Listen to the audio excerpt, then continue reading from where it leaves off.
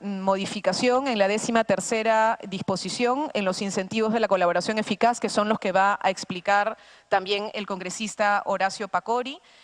Y nos parece importante recoger lo que ha pedido la Contraloría. En el dictamen que ustedes han presentado parece no haberse incluido lo que mandó formalmente por escrito la Contraloría y planteamos una modificación en la 12ª disposición complementaria final, donde se señala formalmente que podrá participar en la estimación del monto de la reparación civil o realizar control de manera simultánea para la estimación de dicho monto, la Contraloría. Y asimismo, incluir una 14ª disposición para la evaluación del desempeño de los supervisores y responsabilidad solidaria de la supervisión. Autorícese a la Contraloría General de la República a evaluar el desempeño técnico del supervisor en la ejecución de las inversiones en el marco del Sistema Nacional de Programación Multianual y Gestión de Inversiones y los proyectos de inversión que no se encuentren bajo su ámbito, a cargo de las entidades del Gobierno Nacional, gobiernos regionales y gobiernos locales, empresas públicas, excluyendo aquellas bajo el ámbito del Fondo Nacional de Financiamiento de las Actividades Empresariales del Estado, FONAFE. El supervisor responde solidariamente por la calidad de la obra en el caso se identifique perjuicio económico al Estado en las acciones de control dispuesto por la Contraloría General de la República. El reglamento de la ley establece las obligaciones, plazos y formas para la entrega de información por parte de los supervisores a la Contraloría General de la República para efectos de las acciones de control. Finalmente, presidente, creemos que tiene que haber una modificación de la 7ª disposición vinculada a la SUNAT. En este punto, presidente, no entendemos por qué el levantamiento de las medidas cautelares que haya hecho SUNAT tiene que ser determinada por ley. Nos parece que si ya hay embargos realizados por SUNAT, a algunas de las empresas que han confesado corrupción o que están vinculadas en algún proceso de corrupción, no puede ser una norma la que levante esta medida cautelar. Creemos que en todo caso esa decisión debe ser una decisión tomada por el fiscal en el marco de un proceso real de colaboración eficaz, si es que forma parte de la autorización del convenio de colaboración eficaz. Muchas gracias, presidente.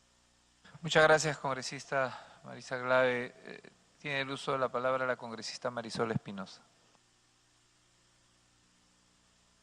Interrupción, congresista Lourdes Alcorta. Presidente, sí, gracias, congresista también. No podemos avanzar, presidente, también de otra manera, porque todos estamos reclamando exactamente hace un año cuál es el monto de la deuda de las empresas. No puede ser que no sepamos, teniendo un Ministerio de Economía, teniendo contabilidad, teniendo una administración, el Ministerio de Justicia, que es el Ministerio del Estado, no puede ser que no podamos establecer más o menos, lo más cercano posible, cuál es la deuda que tiene cada una de esas empresas y las consorciadas, y tener un más o menos cuál sería la reparación. El otro día hemos estado en el PAT, en la Universidad de Piura, con el procurador Ramírez, que él mismo sé que estaba preocupado, porque alguien le tiene que dar al procurador los montos, y se han manejado unos extremos de 30 millones que pidió Hamilton Castro hace exactamente un poquito más de un año, en enero, a las empresas brasileñas, 30 millones que nadie sabe dónde lo sacó, y el señor Ramírez, el procurador Ramírez, que está otro día en el PAT, pidió más de 3.500 millones. O sea, los rangos son extremos. No puede ser que no sepamos cuál es el monto de las deudas y más o menos la reparación. Gracias, presidente. Gracias, congresista. Muchas gracias, congresista Marisol Espinosa. Muchas gracias, presidente. Presidente, con bastante preocupación estuve revisando el fin de semana el PowerPoint que nos presentó el Ministerio de Economía y Finanzas sobre las supuestas obras que vinculaban a los 30.000 millones. Muchas obras que son obras básicamente de irrigación, no son obras que fueron entregadas a Lavajato o a Odebrecht. Entonces, me parece exagerada que las incluyan cuando realmente ese es uno de los factores para… Hay 30.000 millones de inversión. Y yo le voy a citar concretamente el caso de Piura. En el caso de Piura se habla de la presa tronera, que no aparece en ningún presupuesto, son 320 millones. Se habla, señor presidente, del kilómetro 21 de la carretera Tambo Grande. Esa carretera se construyó hace 5 años y espero que no se la hayan dado a Odebrecht. La carretera, el cuenco amortiguador de Puechos, eso se construyó hace 2 años, el cuenco amortiguador y el reservorio de Puechos. O sea, no son obras que están vinculadas a Odebrecht.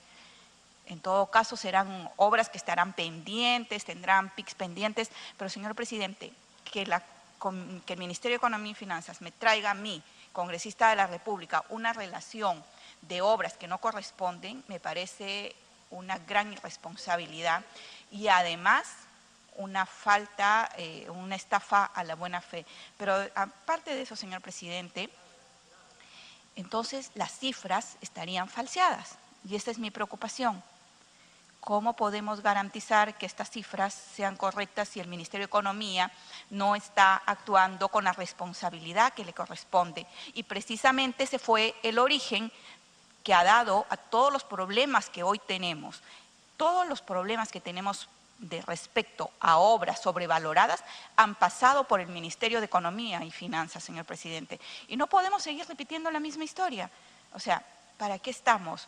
Para que después por una ley, por ejemplo, me digan, a ver, usted libere a tal empresa de la responsabilidad, como se pretende hacer a través de esta ley, y lo digo concretamente, señor presidente, en la 7ª disposición, cuando tengamos, en vez de cobrar los impuestos, que la SUNAT tenga que saber a quién le va a cobrar los impuestos y después de que se hayan ordenado incluso los embargos preventivos para favorecer los pagos después en las reparaciones civiles, no solamente se le quita esa responsabilidad a la SUNAT, que además es su obligación. No olvidemos que si una persona abre su negocio de peluquería y al menos ni siquiera termina de abrir y le envían un veedor de la SUNAT, le cierran el negocio. ¿Por qué a las otras empresas que están estafando o han estafado la buena fe del país no se les va a cerrar?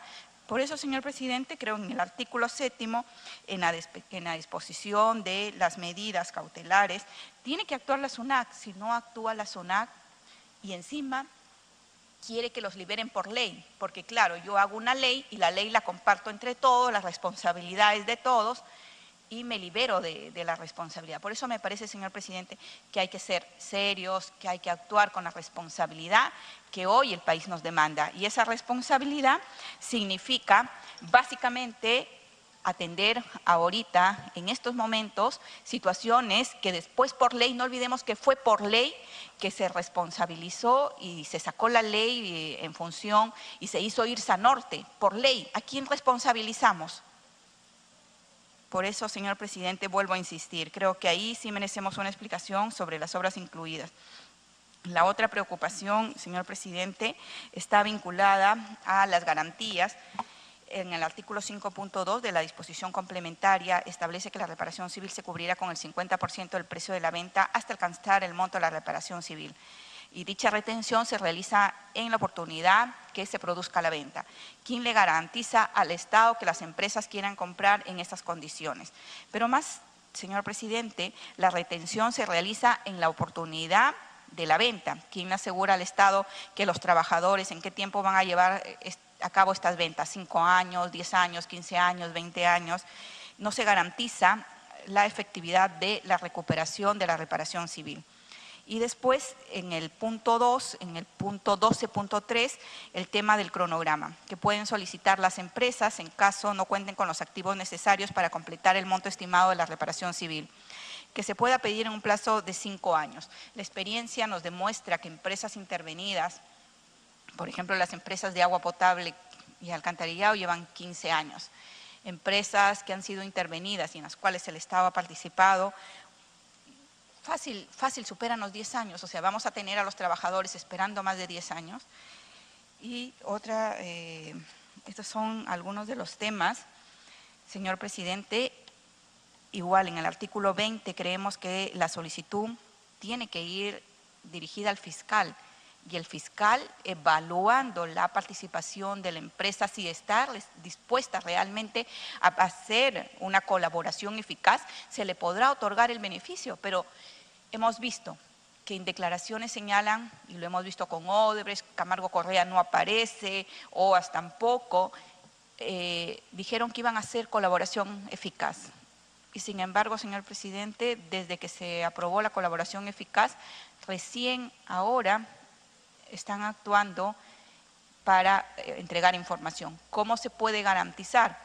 Solo con declaraciones de que actúan y están dispuestos a colaborar con la justicia peruana. Creo que ese tema definitivamente tiene que quedar en manos del fiscal y de la justicia. Gracias, presidente. Muchas gracias, congresista. Tiene el uso de la palabra la congresista Lourdes Alcorta. Presidente, lo que ha dicho la congresista Marisol Espinosa es bastante grave, porque eso es faltar a la buena fe. Ha dicho que todo lo que, refiriéndose al tema de Piura, es la zona más golpeada, que las obras que están paralizadas no necesariamente han sido manejadas por Odebrecht. O sea, eso tiene otra historia.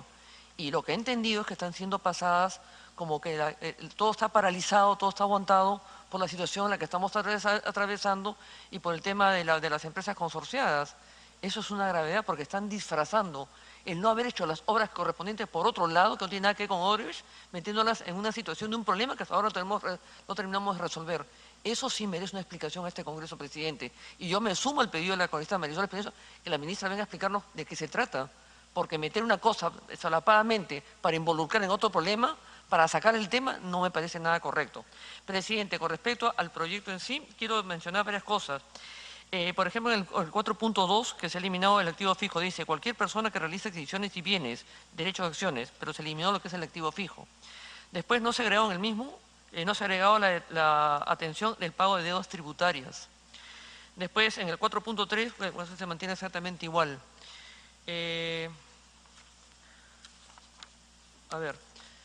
Después, en el 5.2 falta agregar la atención al pago de las deudas tributarias. Después, en el mismo párrafo, no se agrega el pago de obligaciones laborales a proveedores y financieras tampoco. Todos son proveedores, están en la misma situación de victimización. Ni siquiera las han considerado. O sea, estamos reunidos acá, pero el Ejecutivo no recoge las inquietudes de los demás. Y somos los representantes de todos. En el 5.4 no se agrega que en Minjust publique en su página web las solicitudes de transferencia que se mantienen en el tema de los consultores. Es importante esa página porque eso es o transferencias o ventas que el Minjust tiene que aprobar. Nadie puede vender ni transferir ni hacer nada si el Minjust no lo aprueba y tampoco lo han considerado. Después tenemos también, presidente, en el 8.5 no se ha retirado la frase a favor de los sujetos comprendidos en el artículo 1 o al cumplimiento de la vigencia del artículo 21. El mismo que se hace referencia a las empresas que se encuentran investigadas en la Fiscalía. Después, en el punto 12 se acoge el cambio de dividendos percibidos por utilidad atribuida. En el mismo punto se pone tope máximo. Después, en el mismo se mantiene la verificación del conflicto de intereses también. Se reconoce, en el punto 13.2, se reconoce la obligación de personas comprendidas en el título. En el título 3, en el artículo 15, se corrige y especifica el tipo de delitos. Eso sí lo han recogido. Pero acá, en el punto 17, hay que corregir el numeral 17.1, 17.2, 17.3, que tampoco se ha visto. En el 18.5 se cambió el dividendo percibido por utilidad atribuida. Y también se considera el tope máximo. Ese es un nuevo agregado que también le han puesto. En el mismo se mantiene ahora mismo verificar los conflictos de intereses entre los consultores también. No se puede tener consultores que al mismo tiempo sean juez y parte de la situación. Me pido una intervención, Marisol Espinosa. Un ratito, perdón, tengo que ir. Yo también, Te lo voy a dar. La congresista Marisol Espinosa. Gracias. La congresista Alcorta señaló, yo voy a agregar en el punto 4.6. Se ha aumentado ahora, tratándose de dación de pago de bienes de importes mayores a las 40 UIT, las solicitudes siguen el procedimiento general establecido en el presente título y son atendidas en un plazo máximo de 10 días hábiles. Señor presidente, el problema es que las pequeñas y microempresas, creo que ayer han salido varios reportajes, algunas les deben 500,000, 600,000. ¿Cómo le voy a pagar yo con bienes que no existen? Nosotros señalamos aquí que los bienes de las empresas más o menos se habían calculado en 20 millones de dólares, que la mayoría había ya salido del país y sin embargo las deudas superaban los 80 millones de dólares, sobre todo con los pequeños proveedores, es gente que tiene que pagar cisternas, agua, maquinaria, alquiler de equipos. ¿cómo garantizamos? Porque se supone que la ley es para eso, para que la cadena de pagos no se rompa, para que estas pequeñas empresas, que prácticamente no les pagas 2 o 3 meses, están destruidas, desaparecen del mercado. Entonces, ¿cómo garantizar? Y este artículo que se ha incluido ahora, lejos de agilizar y garantizar el pago, porque además no es el pago en efectivo, sino el pago en bienes, o sea, te entrego una maquinaria y a ver tú, remátala, véndela para obtener capital. Yo di un servicio y si alguien me tiene que pagar en efectivo para poder cubrir mis obligaciones y evitar que la empresa quiebre. Y considerando que ese es el objeto de la ley, hay que garantizar que esta ley cubra sus objetivos. Entonces, este agregado que se ha hecho, que no estaba en el proyecto anterior del 4.6, tratándose de dación de bienes de pago de importes mayores a las 40 UITs, la solicitud sigue en el procedimiento general establecido en el presente título y son atendidas en un plazo máximo de 10 días hábiles.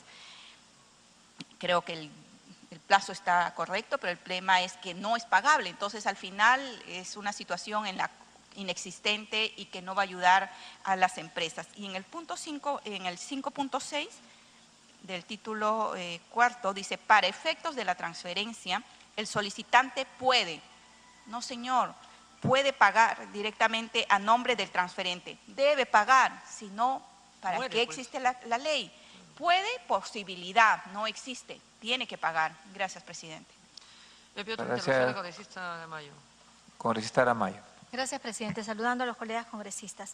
Yo quiero evidenciar que estamos ante el vencimiento de la ampliación del decreto de urgencia 003 y me llama la atención, presidente, que haya poco interés por parte de la bancada oficialista de participar de este debate.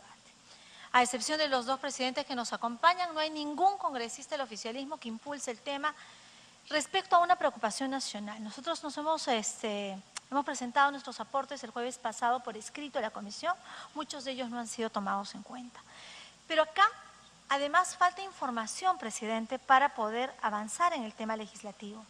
En repetidas oportunidades, los colegas presentes le hemos pedido al Ministerio de Economía y Finanzas que haga un balance de gestión del decreto de urgencia 003, un tema que está pendiente hoy, un mes después de las primeras reuniones que invocaron la ampliación del decreto de urgencia 003. A mí me llama tremendamente la atención. Sé que está el viceministro del Ministerio de Economía y Finanzas. Él debería dar las respuestas que la ministra Cooper en su momento no nos pudo dar, porque ese es un instrumento importante para poder legislar. He invitado al señor Hualache, que es representante de los proveedores. Ha salido en medios de comunicación el día viernes, el día sábado, el día domingo, el día de hoy lunes. Si revisamos los medios de comunicación, el señor Hualache ha dicho que este documento que pretende la aprobación el Ministerio de Economía y Finanzas no mejora en lo absoluto el marco normativo del decreto de urgencia 003. Entonces, ¿qué vamos a hacer? ¿Cómo vamos a aprobar una norma que no va a garantizar la reactivación económica de un sector altamente vulnerable? Se dice que la venta de chaclia, señor presidente, habría caído, que los chinos ya no están interesados y gran parte de la frustración de esa venta sería la dilación con la que se está dando un marco normativo. Yo quiero pedir que usted suspenda un momento el debate de los congresistas y demos uso de la palabra al ministro de Economía y Finanzas que dé las satisfacciones que los congresistas hemos pedido y se puede escuchar también al señor Hualache para que en el mismo orden de ideas diga cuáles son las objeciones de esta norma. Gracias, presidente, y gracias, congresista Alcorta. Congresista Lourdes Alcorta puede continuar. Gracias, presidente. De la misma manera, continuando con lo que está exponiendo, en la tercera responsabilidad derivada de los actos de corrupción, no se ha recogido en ninguno de los cambios que hemos propuesto, donde la parte dice, sin que ello implique la renuncia a la reparación civil que corresponda. Asimismo, puede excluir de total o parcialmente la aplicación de la presente norma. No se incluyó ninguna de las inquietudes que hemos propuesto, ninguna de ellas. Después no se reconoce tampoco ningún cambio propuesto, como el tema de la reparación civil para que la fijen los mismos miembros del Ministerio de Economía y Finanzas. Tampoco no lo han puesto. Después no se eliminan las medidas cautelares definitivas a fin de que la ciudad pueda cobrar las deudas autodeclaradas u otras que sean deudas firmes y exigibles colectivamente, cautelando los intereses del fisco. Tampoco se ha recogido en el sentido que se debe agregar que los fondos de producto de levantamiento, las medidas cautelares deberán ser destinadas al pago de proveedores, empleados, obreros. Tampoco se ha puesto nada de eso. Por último, tampoco se recoge el sentido de que me parece que lo puso el congresista Percy Alcalá. en el sentido que se debe agregar que los fondos del producto del levantamiento de las medidas cautelares deberán ser destinadas a todos los pagos de todos los peores, y debido a que se sabe que la SUNAT tiene 30 millones de soles retenidos. No se ha recogido ningún aporte en el tema de la responsabilidad de las veedurías, que para eso están. Las veedurías son para ver que todo el proceso funcione. No se ha recogido absolutamente nada, es como si no existiese. Y por último, el control simultáneo del MINJUS. Para el tema de la reparación civil, sabemos que nadie, ninguna de las empresas, ni brasileñas ni consorciadas, puede hacer nada si el MINJUS no lo aprueba. Entonces, y hay gente, el otro día están los trabajadores que vinieron acá, los obreros de construcción, de que estaban pidiendo de alguna forma la entrega de algunos maquinarias que estaban bajo el monto requerido para poder de alguna forma ser pagados. Nada de eso se ha requerido. Entonces, ¿para qué nos sentamos todos a trabajar acá horas de horas, reuniones en todas partes, si no recogen las inquietudes de los congresistas? Mejor hágalo pues que el oficialismo lo haga de frente ya directamente, porque si no recogen ninguna de las inquietudes, la explicación que ha hecho la congresista Marisol Espinosa es de terror realmente. Es impresionante lo que ha denunciado. Y lo que estamos estando acá y no ha recogido nada, que tú me estás haciendo las alternativas, es porque al Ejecutivo no le interesa recoger lo que estamos nosotros proponiendo para mejorar la situación. Y eso está mal. Nada más, presidente, gracias. Muchas gracias, congresista Lourdes Alcorta. Tiene el uso de la palabra el congresista Jorge del Castillo. Sí, muchas gracias, señor presidente. A ver, para ir ordenadamente. En el artículo 3º del proyecto, se deja sin efecto, o sea, la suspensión de transferencia al exterior tiene vigencia en la medida en que se pague el íntegro de la represión civil, me parece bien, el íntegro de la deuda tributaria y nada más. ¿Y qué pasa con los proveedores? Los pueden dejar colgados. ¿Y qué pasa con los trabajadores? Tampoco hay una obligación de pago. Si es que aquí tiene que estar, o sea, una empresa que ha incurrido en corrupción no puede llevarse utilidades al exterior si no ha terminado de pagar todo. No es que solamente es SUNAT y la reparación del Estado. Si es que ahí tiene que haber una corrección, señor presidente, artículo 3º. Esto está concatenado con el tema de la prelación, que me parece que está en la... Sí. Hay una disposición complementaria. La 10ª me parece que es. Igual, son dos opciones. Cuando la empresa o el consorcio sigue operando y termina, se supone que ahí termina y liquida todo. Pero cuando no es esa opción, sino la empresa se va y deja, hay una serie de obligaciones en las cuales ya tiene que entrar la prelación legal de obligaciones. Primero trabajadores, después los tributos, etcétera, y al final vienen otro tipo de obligaciones. Esa prelación no está clara, señor presidente. Para ese caso, cuando la empresa se retira y puede dejar obligaciones pendientes si no está bien, porque está cobrando una plata, ¿no?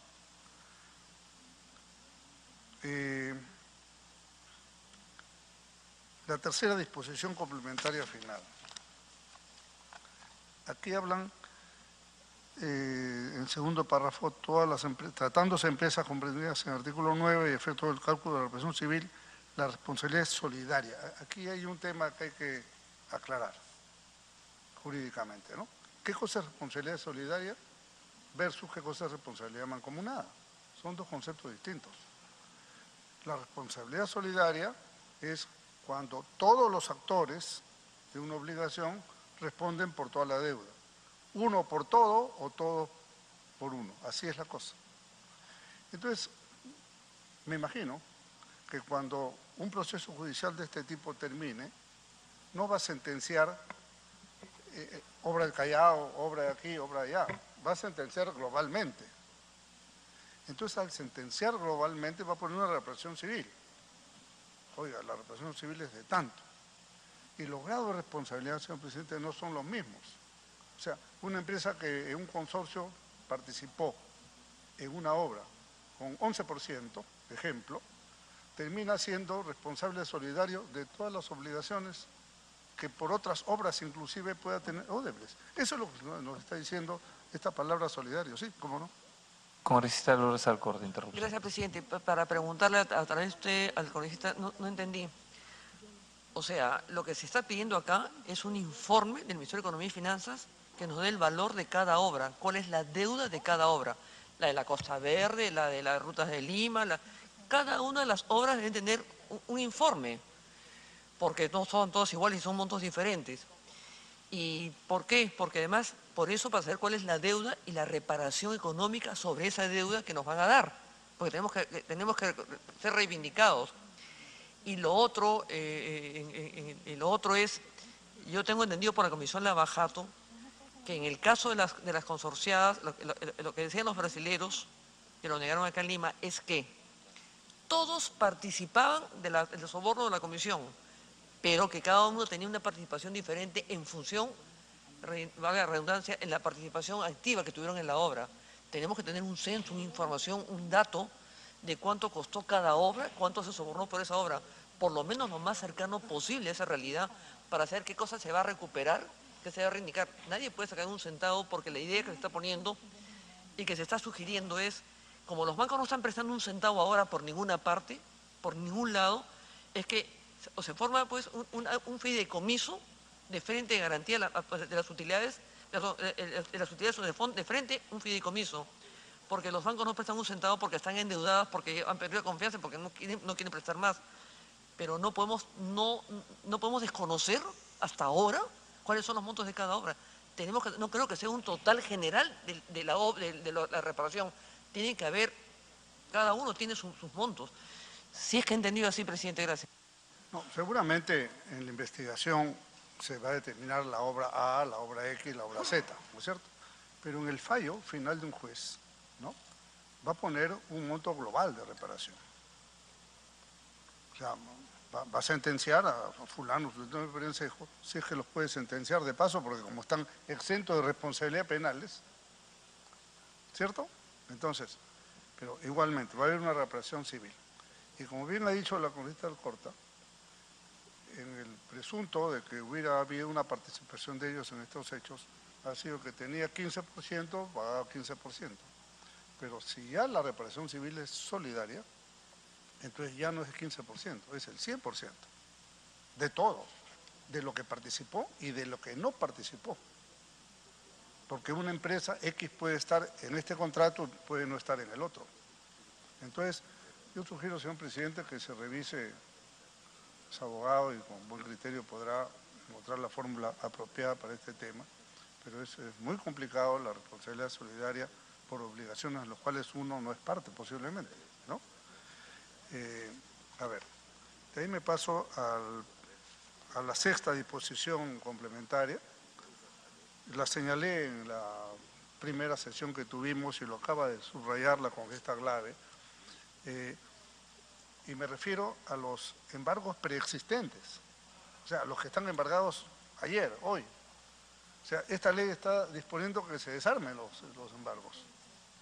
Y en ese lapso, digamos, entre que va la empresa y hoy la ley que está ayer en el peruano dice que usted me tiene que levantar y le levantan y en ese interregno, mientras toma otra decisión, ¿qué pasa? Es muy riesgoso porque puede dejar desprotegido una suma que ya está en este momento retenida. Entonces ahí tiene también que revisarse la redacción, ¿no?, para que no se produzca tan ligeramente el levantamiento de embargos, por el contrario, puede estar retenido hasta que se resuelva el tema o algo así. Y mi última observación es a la 12ª,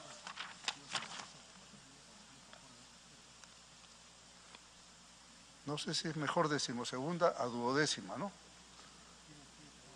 O 11ª a 11ª, ¿cierto? Es mejor, ¿no? Porque 1/10 significa 1/10 y el otro significa 2/10 y estamos 12ª. En la 12ª, acá hay un tema, me parece que es en el segundo párrafo, la aprobación del acuerdo de colaboración eficaz por parte de los órganos judiciales a criterio del Ministerio Público puede eximir a la persona jurídica, ¿no?, Bueno, muy bien, esa parte. Y yo reclamé la vez pasada, cosa que se ha aceptado, que esa exención, a ver, desatentos. ¿Podemos seguir? Ya. Perdón, Sí, congresista. no, cómo no.